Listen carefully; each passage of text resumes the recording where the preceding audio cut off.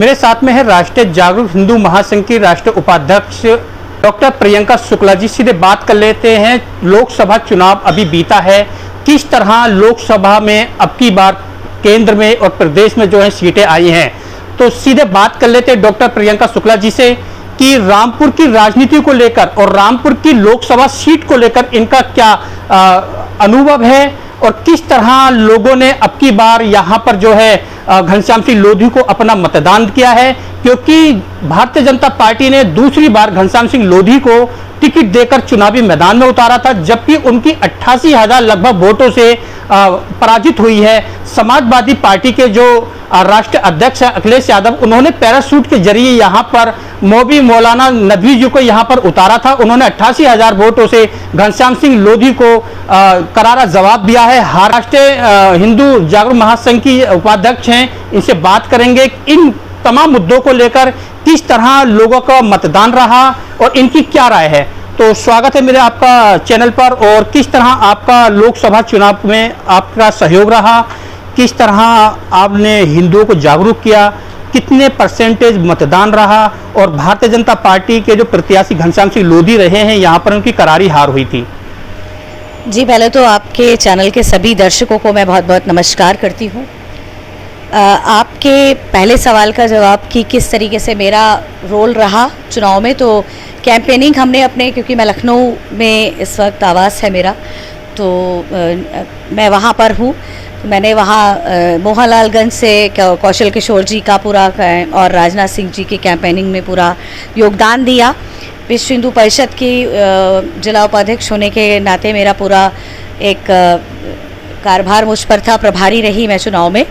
और साथ ही वहाँ की जो स्थितियाँ थी उनमें, हालांकि वहाँ मोहनलालगंज की सीट भी हारी है, और यहाँ जो आपका दूसरा प्रश्न है कि लोधी जी का हारना, तो मुझे ऐसा लगता है कि पहले तो यहाँ के मतदाता जो थे वो उनको निकालने का प्रयास नहीं किया गया है, या उनको क्या जागरूक नहीं थे, या किस तरीके से उनका एक स्थितियाँ रही चुनाव के अंदर जो वो अपना 100% नहीं दे पाए। इस पर सरकार को विचार करने की बहुत आवश्यकता है। मुझे लगता है कि शायद मतदाताओं तक कुछ पहुंचा नहीं गया, या मतदाताओं ने गर्मी की वजह से वोटिंग नहीं करी। बहुत सारे प्रश्न उठ रहे हैं, क्योंकि भारतीय जनता पार्टी का उत्तर प्रदेश में जो ग्राफ गिरा है वो बहुत प्रश्न चिन्ह छोड़ करके हमारे सामने जा रहा है पूर्ण रूप से।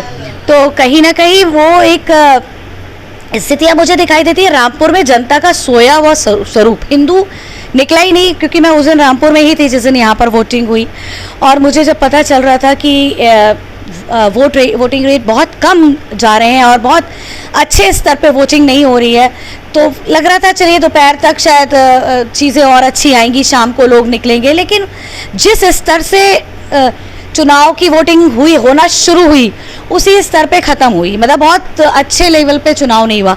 अब वो जो साइलेंट वोटर था जो निकल रहा था, वो बीजेपी को छोड़कर सपा के से, जो ऐसा कि आप कह रहे हैं पैराशूट से उनको उतारा गया, जो मौलाना साहब थे, उनको वोट दे गया। और यहाँ का मेरे ख्याल से जातीय समीकरण के हिसाब से भी वोट पड़ा है, कुछ यादव भी कटे हैं, जाटव भी कटे हैं। तो ये पूरी स्थितियाँ मुझे लगता है कि लोधी जी के विरोध में या भारतीय जनता पार्टी के विरोध में चली गई, क्योंकि लोधी जी भारतीय जनता पार्टी का ही एक चेहरा थे।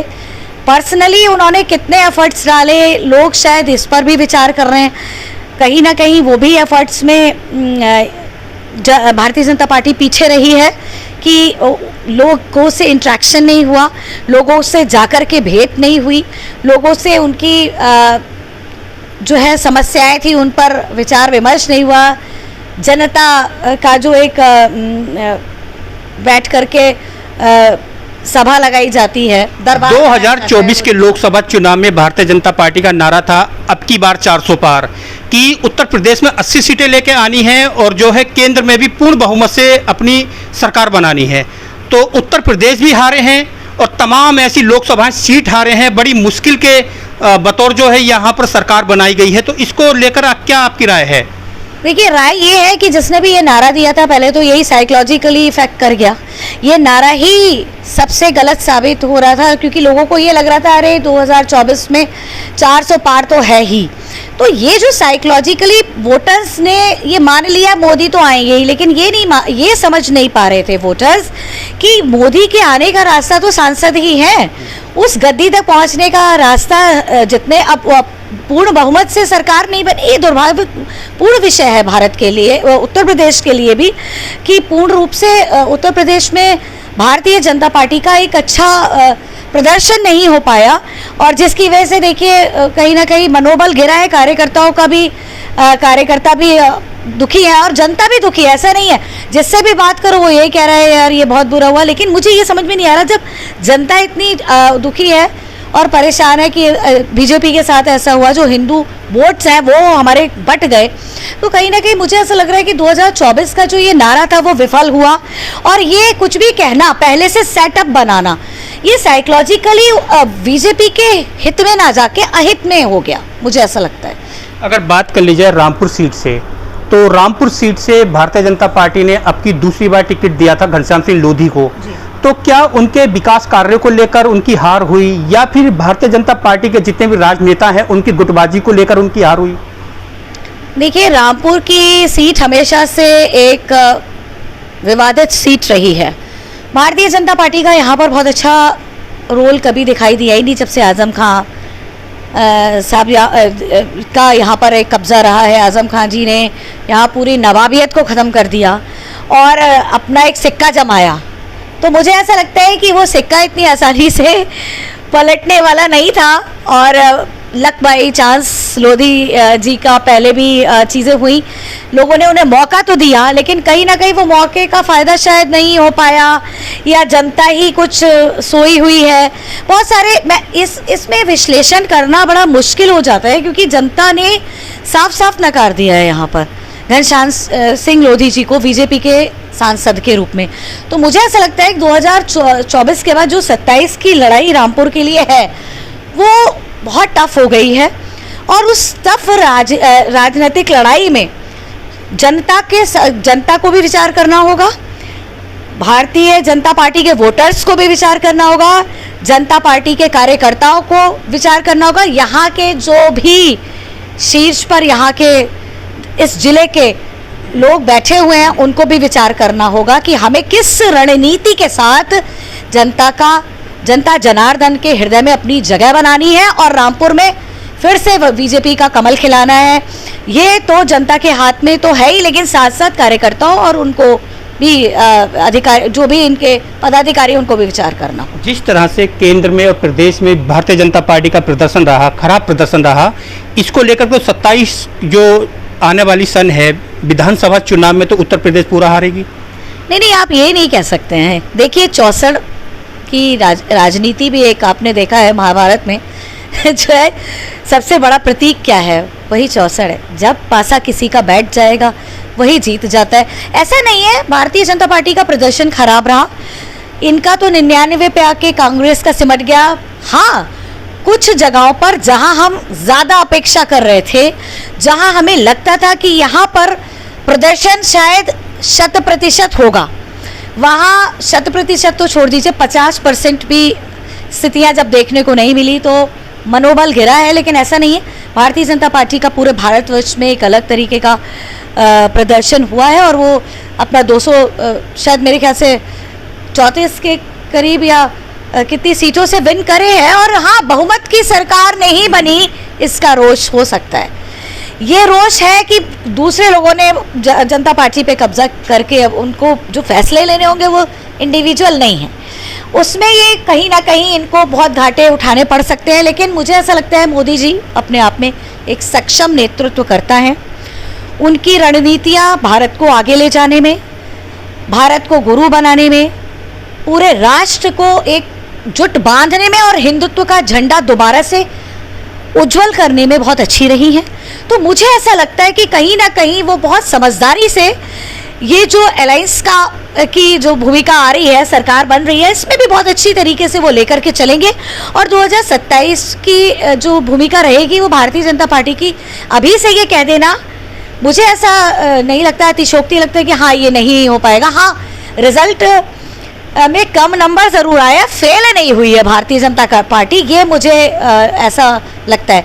कहीं ना कहीं इस घटना से ये जो हुआ है, कई मतदाता भी जागरूक होंगे। हिंदू मतदाता जो वाकई में वोटर्स हैं भारतीय जनता पार्टी के, वो जागरूक होंगे और उन्हें कहीं ना कहीं ये समझ आ गया होगा कि अगर हमने वोट नहीं दिया या हमारा समर्थन नहीं जाएगा तो हमारी क्या स्थिति होगी, ये अभी देखने को मिल जाएगा। अभी घनश्याम सिंह लोधी चुनाव हारने के बाद पहली बार अपने आवास पर उन्होंने मीडिया प्रेस कॉन्फ्रेंस की, उसमें बताया है कि मेरे पार्टी के पदाधिकारी हैं और कार्यकर्ता हैं, उन्होंने तन मन से मुझे चुनाव लड़ाया, लेकिन कुछ जय चंदों की वजह से मुझे चुनाव हारना पड़ा और हार का सामना करना पड़ा।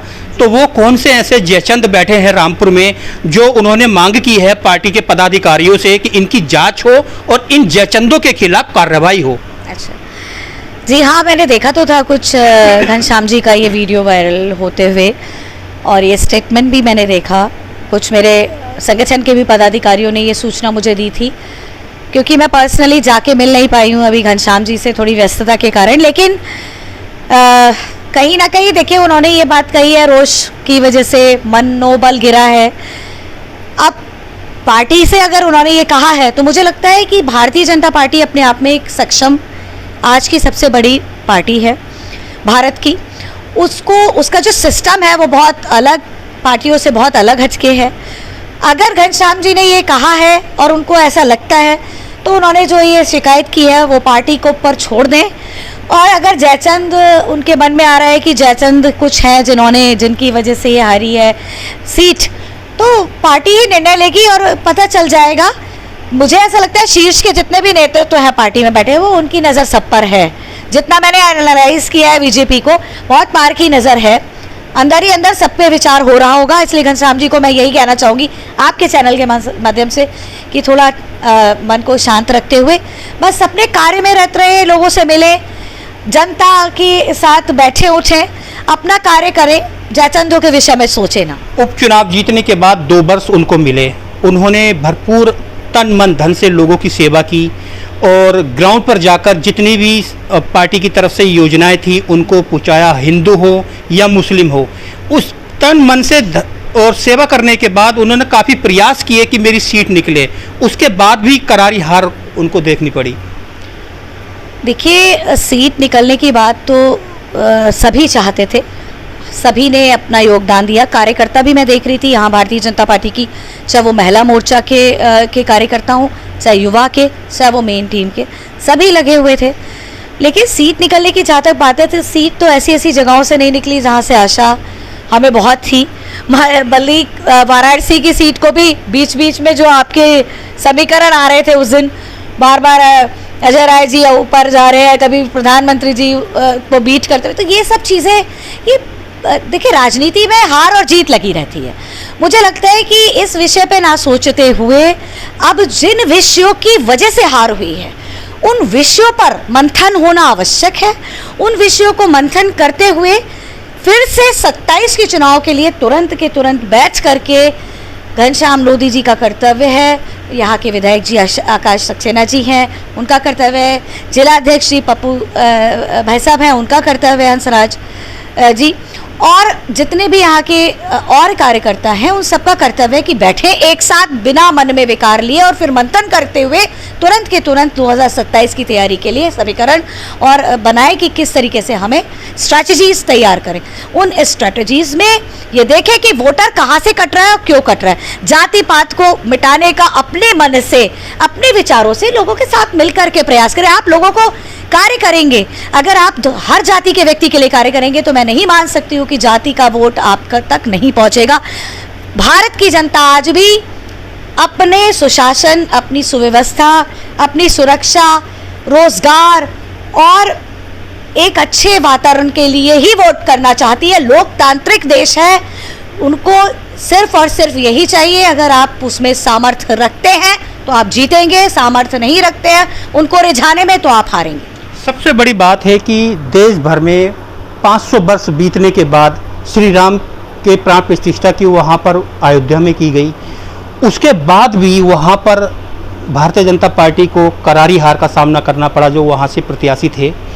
तो क्या किस तरह सोचती हैं वहाँ के लोगों की, किस तरह मानसिकता रही, क्यों उन्होंने मतदान नहीं किया, या फिर हो सकता है कि गर्मी की वजह हो, जो हिंदू तत्व के जो लोग हैं, हिंदू लोग मतदान करने नहीं पहुँचे।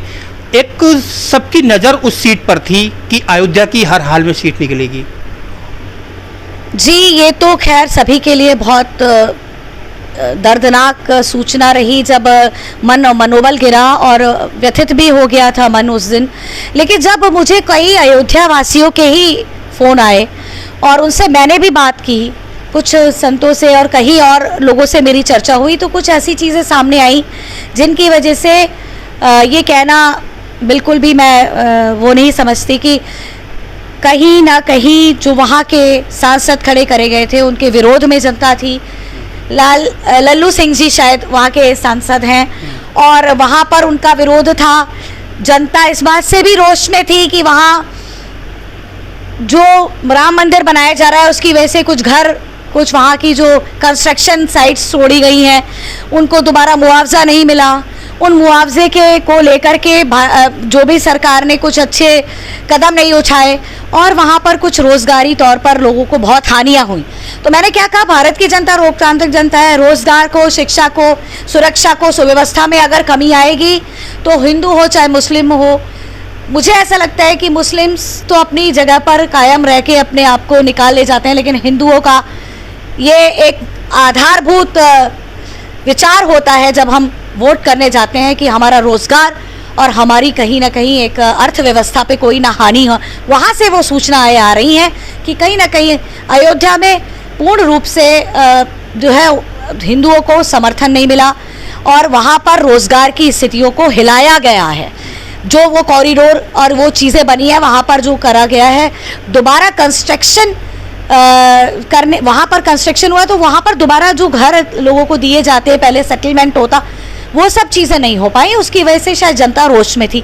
ये बातें मुझ तक भी आ रही हैं। अब मैं कभी अयोध्या जाऊंगी, कुछ लोगों से और बैठ करके वहाँ चर्चा करूंगी तो शायद मुझे और चीज़ें, लेकिन ये एक पूरा जो आ रहा है विचार यही आ रहा है कि अयोध्या वासी जो मेन गरीब तबका था, जो आपका वोटर था मेन, वही जो है वहाँ मनोबल से गिर गया।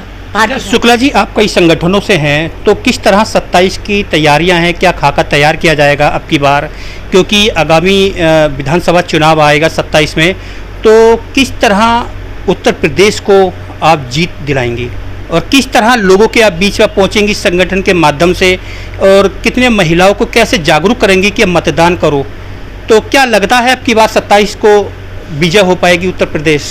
नहीं, बिल्कुल भी विजय हो पाएगी। विजय की तो, हारने की तो बात ही नहीं है। उत्तर प्रदेश में योगी जी का इतना अच्छा सुशासन है, जनता इसे भुला नहीं सकती। योगी जी खुद इतने, उस दिन मैं देख रही थी टीवी पर, उनका जो चेहरा मुझे दिखाई दे रहा था वो उत्साहित चेहरा नहीं था, वो स्माइलिंग फेस जैसे वो रखते थे वो नहीं था। उन्हें खुद दुख है कि कहीं ना कहीं कुछ ऐसी चीज़ों की वजह से उत्तर प्रदेश का रिपोर्ट कार्ड थोड़ा कम आया है, लेकिन कोई दिक्कत नहीं है, फिर से मेहनत कर रहे हैं लोग। और जहाँ तक महिला वोटर्स की बात है, पूर्ण प्रयास है महिलाओं को हम लोग जागृत करने का, संगठन के माध्यम से हिंदुत्व को जागृत करने का और कहीं ना कहीं सनातनियों को जागृत करने का प्रयास कर रहे हैं कि भाइयों, आपके माध्यम से, मैं चैनल के माध्यम से ये कहना चाहती हूँ, जात पात में ना भटके, सनातन में अगर तुम वोट करोगे तो जो हादसा अभी वैष्णो देवी के बस यात्रियों के साथ हुआ है वो हादसे रुक जाएंगे, वरना फिर होने शुरू हो जाएंगे। पहले ही तुम्हें ट्रेलर दिखाई दे गई है, अब तुम जानो, तुम्हारा काम जाने। राष्ट्र को सुरक्षित रखना है, सुव्यवस्थित रखना है, और अगर दोबारा यहाँ पर योगी राज लाना है, योगी जी को बनाना है और एक सुव्यवस्था, सुरक्षा महिलाओं को चाहिए, तो महिलाएं निकलेंगी और वोट करेंगी। हमारा तो सीधी सी बात है, अगर आप वाकई चाहते हैं अपनी सुरक्षा, अपने बच्चों की सुरक्षा, अपनी बेटियों की सुरक्षा, तो आपको निकल करके वोट करना होगा। शुक्ला जी, मेरा आखिरी सवाल, क्या लोकसभा चुनाव जो हार रहे हैं घनश्याम सिंह लोधी, तो अब क्या आगे टारगेट रहने वाला है? किस तरह यहाँ का जो है वोट बैलेंस है उसको बनाकर रखेंगे? क्योंकि मौलाना जी से उन्होंने टक्कर ली, मौलाना जी अकेले आए, ना तो कोई प्रचार उनका, और यहाँ पर भारतीय जनता पार्टी के कद्दावर नेता आए, जेपी नड्डा तक यहाँ पर आए, उप मुख्यमंत्री केशव प्रसाद मौर्य, मुख्यमंत्री योगी आदित्यनाथ जी भी आए थे, उसके बाद भी हार का सामना करना पड़ा उनको। देखिए, ये मत कहिए कि प्रचार नहीं हुआ। उनके वोटर्स सेलेक्टिव थे, जो थे वो थे, हमारे बटे, उनके वोटर्स नहीं बटे। कांग्रेस की नूर बानो जी ने चिल्ला चिल्ला के बोला, क्योंकि वो उनके साथ अलायंस में है, वो सारा वोटर गया है। यादव जी का वोटर गया अलग, सारे यादव वोट इधर चले गए। उनको पता था कि वो जीतेंगे, और जो वो लेकर आए हैं धर्म का चेहरा, उसने कहीं ना कहीं मुस्लिम्स को प्रभावित किया है। और जो कार्य उनका होता है वो एक सही और सटीक सोच के साथ करते हैं, कंफ्यूज नहीं है। They people are not confused. वो कंफ्यूजन क्या है, हिंदुओं में जात पात में बट करके है कि हम इधर, हम उधर, या हम इधर। मुस्लिम वोटर्स तो उनके हैं ही ना, वो कहेंगे मोदी मोदी, लेकिन जाएंगे वो वोट कर करके आएंगे।